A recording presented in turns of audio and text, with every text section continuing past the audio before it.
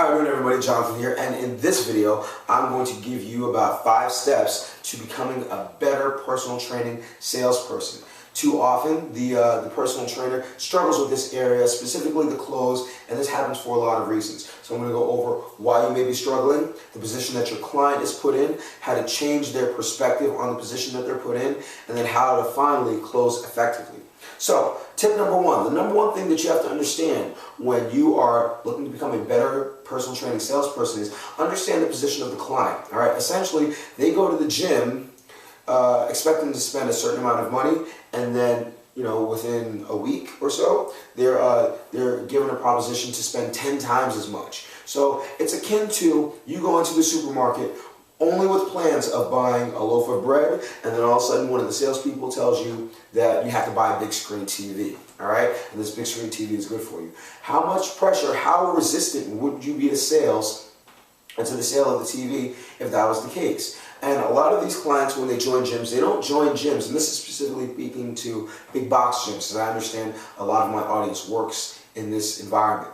A lot of the patrons that come to the gym come in expecting to spend between $20 and $40 a month. They look at the gym rates and they say, I'm going to go to the gym, I'm going to get in shape. Moreover, the salesperson tells them, hey, when you sign up, I'm going to hook you up with a trainer and they're going to show you everything that you need to know.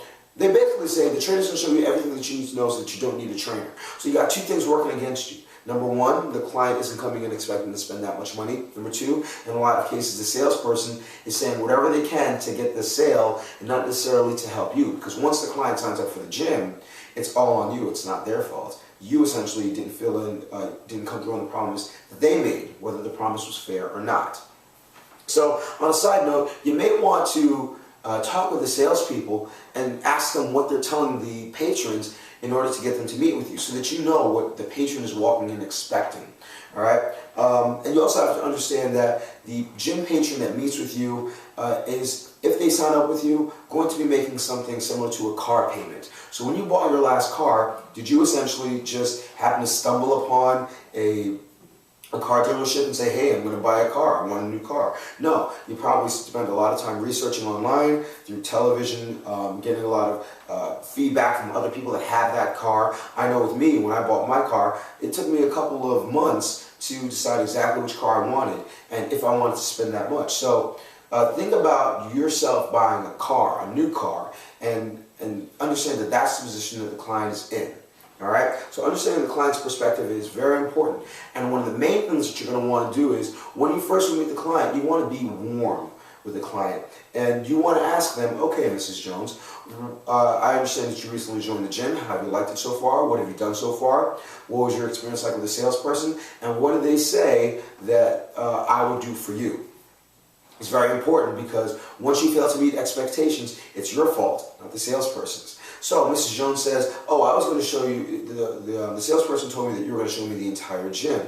So you can, in a very respectful way, you can say, well, we don't quite have the opportunity to do that right now, Mrs. Jones.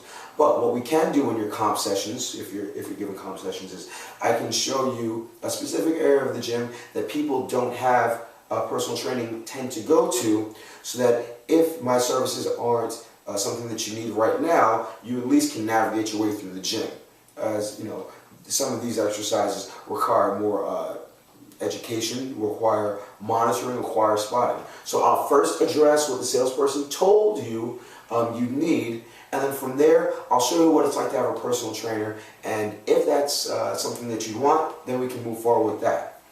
Now, this may not be something that you're taught. You may be taught to, hey, pick 2 body parts and smoke the client out, and the client is going to pick abs and legs. Who can't smoke out their abs and legs? It's very easy, all right? Make them do a bunch of crunches, make them do a bunch of squats. They can't walk the next day. They think that they felt something.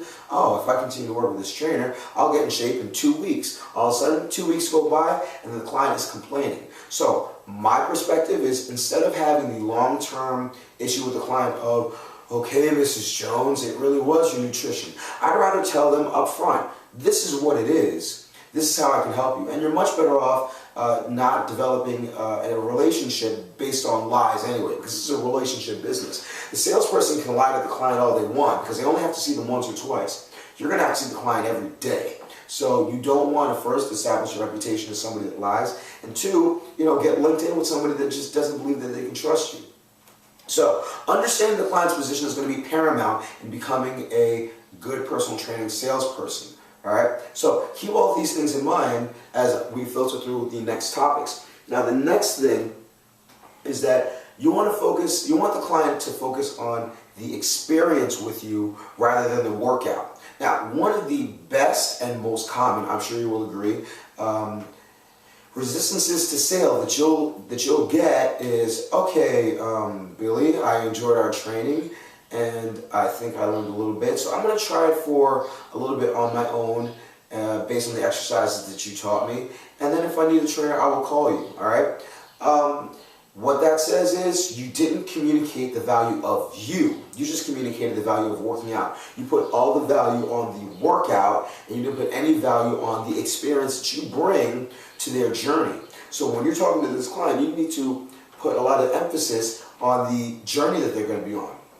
Moreover, in that time frame that you're giving your clients comp sessions, they have to experience you as their trainer, not just as their exercise waiter.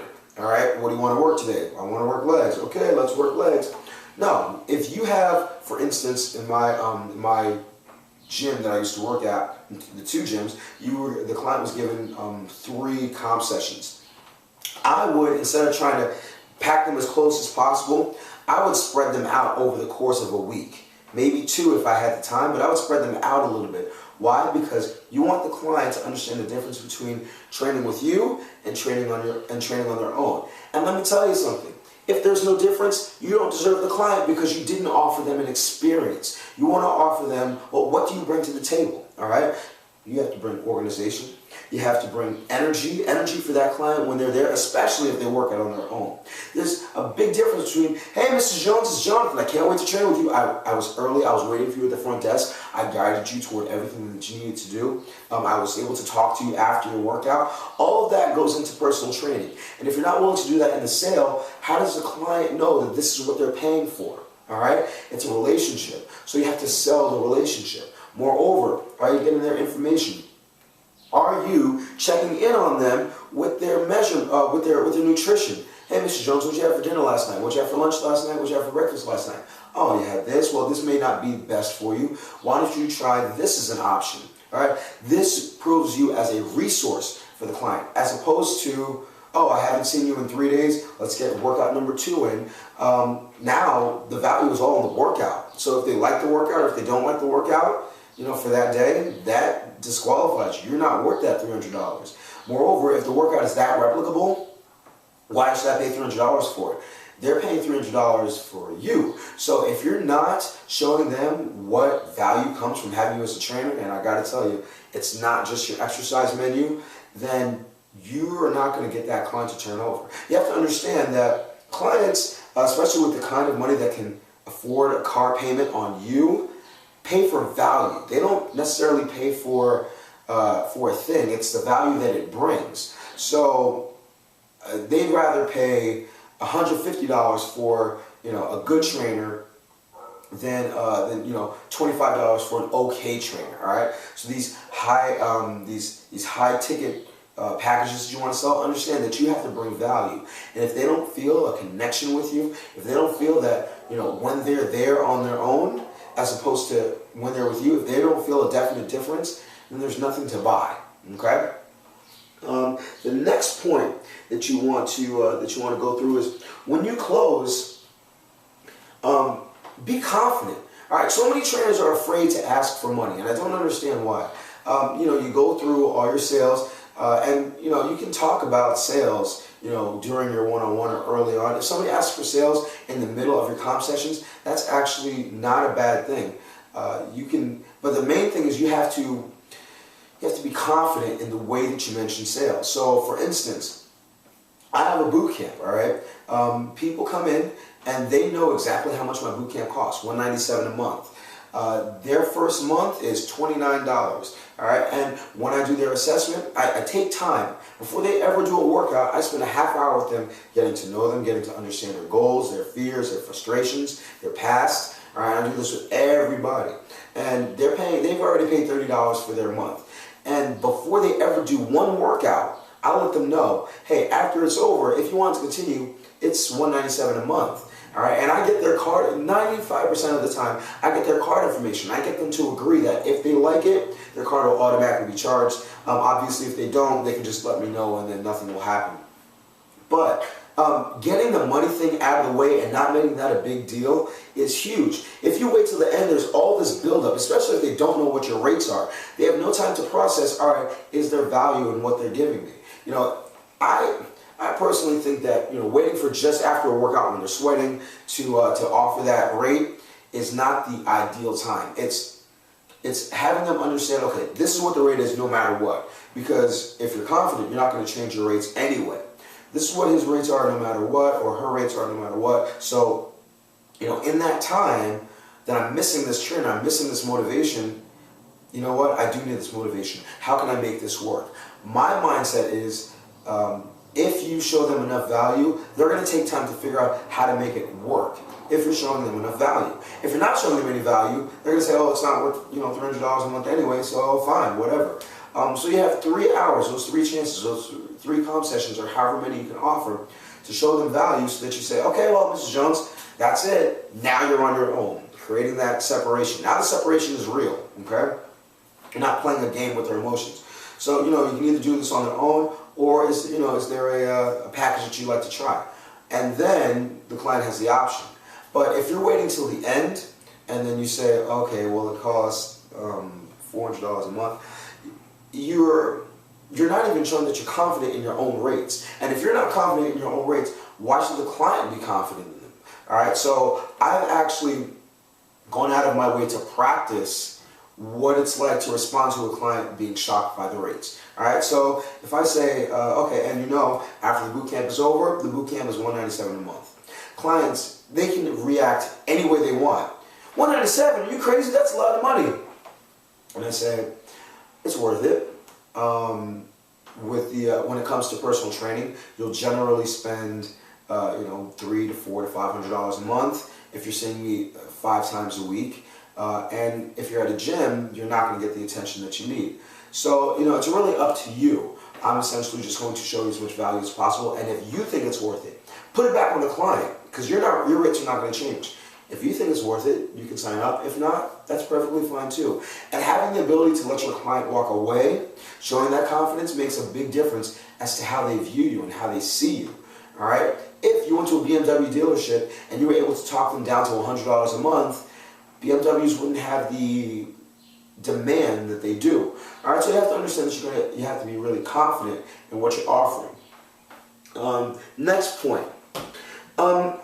Compare apples to apples. Don't compare apples to oranges. So when you sell your personal training, let's say you're trying to sell 50 sessions at once, at $20 per session, whatever, and then it costs $1,000. Your client overreacts and says, "Oh my gosh, $1,000, that's too much money." A lot of times, when I was first brought into training, my directors and other sales coaches used to say, "Well, don't you take vacations? Well, don't you do this? Don't you do that?" Don't guilt your client. Don't make them feel that they don't know how to spend their own money. Don't try to make your client feel stupid. All right. Do what I did. Don't compare it to a vacation. Compare it to training. Well, okay, I understand that. You can do this on your own, but you will be doing this on your own. And this is what I bring to the table. Again, you're giving value to yourself. All right. I bring my expertise. I'll be on your case, this many times a week. I'll check out your nutrition every day. I'll be here when you need me. You can call me at any time. My phone is never off, or whatever the case may be. That relationship is what you sell, but you don't focus on the client not being responsible with their money, or if they decide to treat themselves to a vacation, there's something wrong with that. That would make me defensive, and if someone tried to sell me something that way, they would get my back immediately. So again, put it on your client to decide whether they will want to make the purchase, and then demonstrate your value. Last but not least, I guess I repeated it twice, was practice desensitizing. Take as many opportunities as possible to sit down with another trainer or with a friend and practice closing. Practice having the person overreact, all right, to your rates. Practice having the person ask you to make discounts. I don't do that. I currently have so-and-so amount of clients paying this amount of money, and that wouldn't be fair to them. I can understand if it's not right for you right now. If you ever want to come back, my door is always open as long as I have the time. So when you show that you're in demand and when you show that you're not willing to budge, now you're going to be taken more seriously. So that's about it. I don't want to make this video any longer than it is, but I just want you to help. I want you to help understand what the client is going through and how you can best give your best foot forward when it comes to closing. Because honestly, if you show value, then people will be more willing to spend. But if you're afraid to mention money, if you're taking the lazy route towards sales, if you're not putting the amount of work in for the relationship, because that's what you're doing. You're on the front end investing your time in a relationship so they can invest their money into a relationship. And if you're not doing that, then you don't deserve the client. All right. Take a second to look at how you go about sales and think about if you would make a large ticket purchase with that approach. All right. So even though people may say that they want to lose a ton of weight, they will feel that they can do it on their own. Your job is to prove to them why you'll help them get there more efficiently.